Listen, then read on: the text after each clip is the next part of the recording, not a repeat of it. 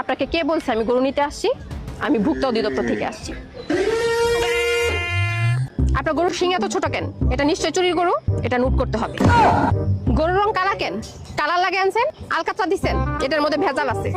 এই, এটা ল্যাব টেস্টে পাঠাও। গরুর বয়স কি ঠিকঠাক আছে? জন্ম নিবন্ধন কই? এ হাসে কেন? এটা জরিমানা দাও।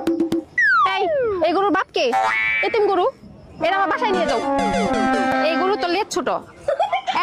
এই গরুর মালিক 2.5 লাখ টাকা জরিমানা আর 15 বছরের জেল দেওয়া হোক। ম্যাডাম গরু 2.5 লাখ টাকা জরিমানা করলেন আর গরু 2.5 লাখ টাকা না। এই বেশি কথা বলে এর আরো 50,000 টাকা বাড়ায় দাও। একটা গরু প্যাম্পাস করে নেই, এটা তো হাইজিন মেনটেন হইল না। গরুর মুখে মাস্ক কই? এই গরু তো বেশি গুতাগুতি করে, অশিক্ষিত গরু। এই গরুর নাম কি? নাম নাই।